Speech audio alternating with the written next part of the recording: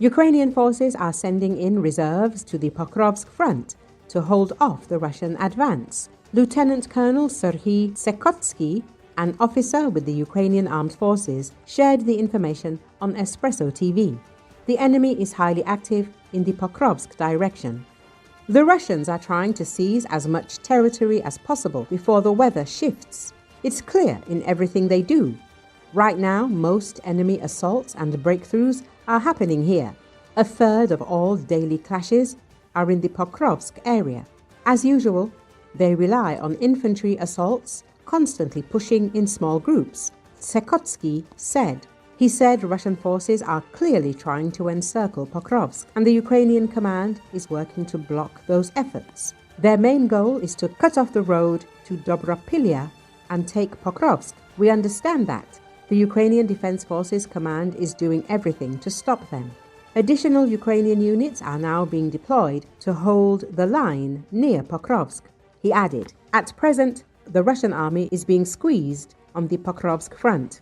But AFU officer, political scientist Andriy Tkachuk says that the situation in the Pokrovsk direction is critical. The Russian forces want to capture the city by the end of the year. The situation is not difficult. The situation is critical.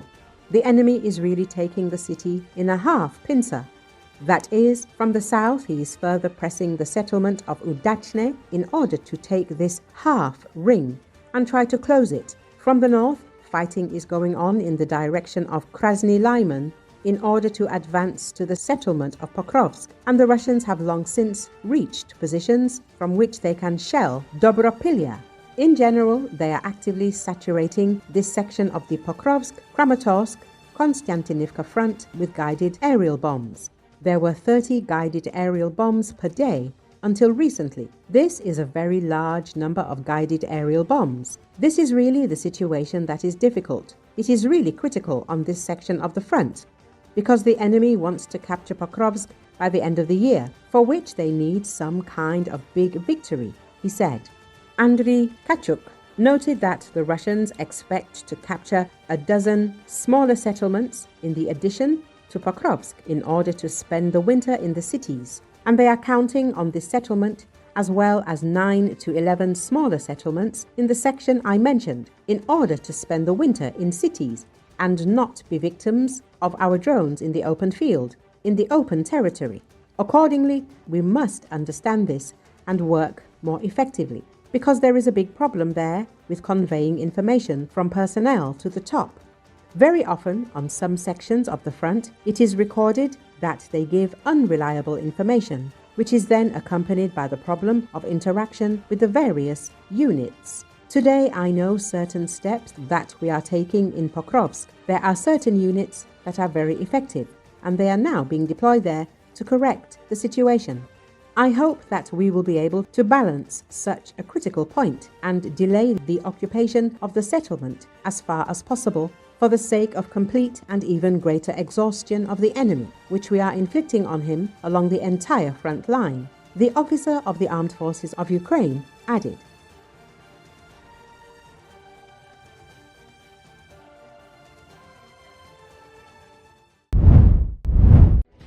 A Delta Airlines flight from Salt Lake City to Amsterdam was hit by serious turbulence, sending 25 passengers to hospitals and forcing the flight to divert to Minneapolis-St. Paul International Airport, the airline said. According to Associated Press, the Airbus A330-900, which can seat over 250 people, landed around 7:45 p.m. Wednesday. The airport fire department and paramedics met the flight. The 25 passengers were taken to hospitals for evaluation and treatment, the airline said. One passenger said people who weren't wearing seatbelts were thrown about the cabin. They hit the ceiling, and then they fell to the ground, Leanne Clement Nash told ABC News. And the carts also hit the ceiling and fell to the ground, and people were injured. It happened several times, so it was really scary. Delta said in a statement, "We are grateful for the support of all emergency responders involved."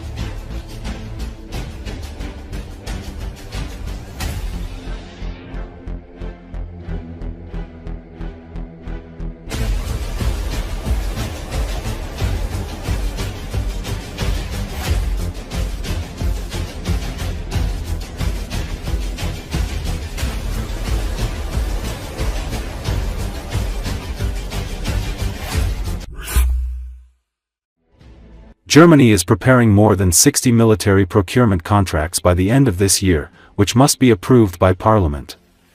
They include the purchase of 20 Eurofighter fighters, up to 5,000 Boxer armored vehicles and at least 3,500 Patria OJ armored vehicles, Bloomberg reported, citing informed sources. Defense Minister Boris Pistorius briefed lawmakers on the government's priorities for turning the Bundeswehr into Europe's most powerful conventional army, according to sources who spoke on condition of anonymity. The German government is expected to approve a medium-term financial framework on Wednesday that would more than double the annual defense budget to €162 billion over 4 years.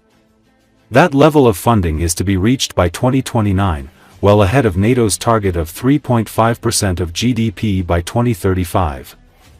The massive purchase package was made possible after Chancellor Friedrich Merz's ruling coalition agreed to lift defense spending outside constitutional borrowing limits and to set up a special €500 billion debt fund to develop roads, railways, energy infrastructure and schools. Germany's defense buildup will have a distinctly European focus, the sources said, as Merz seeks to shift spending toward regionally produced goods to make the continent less dependent on US suppliers.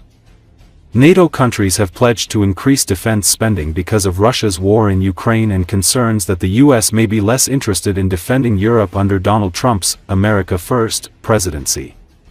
Given Europe's dependence on the US for military satellite communications, Germany plans to invest more than €15 billion in upgrading its satellite infrastructure in the coming years, the sources added.